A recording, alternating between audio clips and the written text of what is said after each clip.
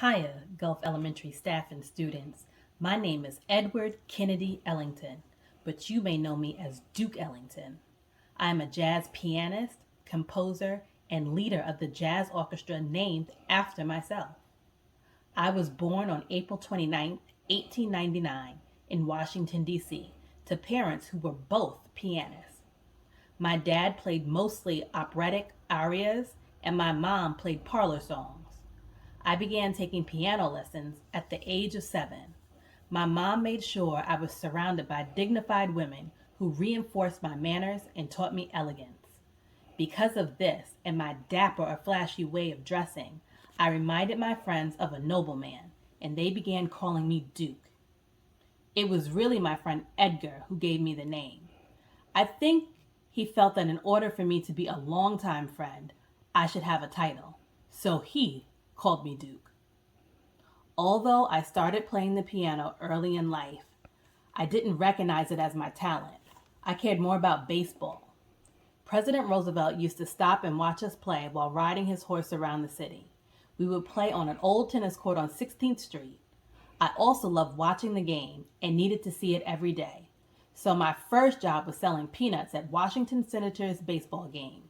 They have since moved from Washington, D.C., and are now the Minnesota Twins. This was also the time I had my first experience with stage fright.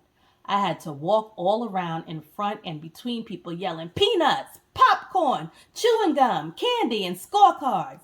I quickly got over it. On my first day, I missed most of the game because I was hiding behind the stands. I even got promoted by the end of the season. As a youngster, my mom made me quit playing baseball after being hit in the head with the bat during a game and then needing stitches.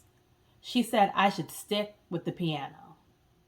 When I was 14, I used to sneak into pool rooms, and the pianist in there really sparked my love for the instrument.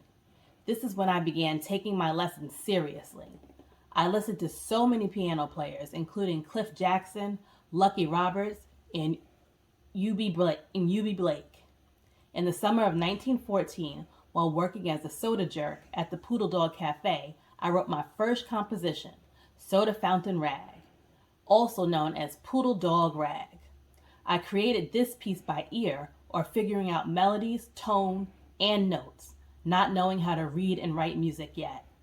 I would play the Soda Fountain Rag in different genres like waltz, tango, and foxtrot, to name a few. Listeners never knew it was the same piece of music. I continued to listen, watch, and imitate ragtime pianists in Washington, D.C., Philadelphia, and Atlantic City, where I would vacation with my mother in the summer. After having lessons on harmony and learning to read sheet music, my interest became so strong in music. In 1916, I turned down an art scholarship to Pratt Institute in Brooklyn, New York, and dropped out of Armstrong Manual Training School, where I was studying commercial art 3 months before I was supposed to graduate.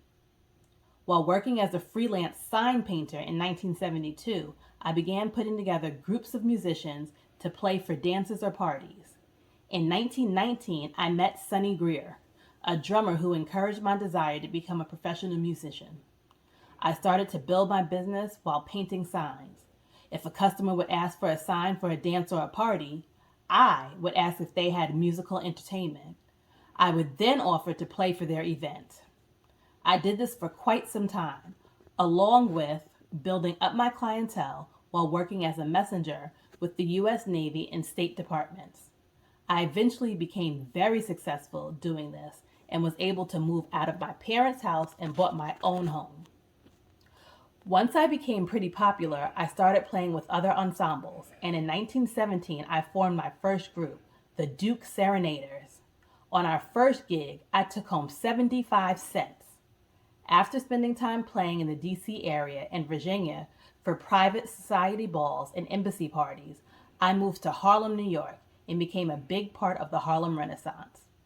During this time, new dance crazes were created, such as the Charleston, and African American musical theater was born.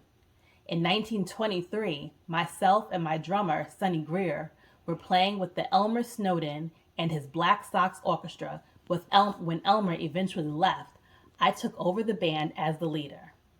In 1924, I made 8 records where I was credited for composing on 3 of them. My ensemble went from being a sextet to a band with 14 musicians playing at the world-famous Cotton Club in Harlem and venues all over the world.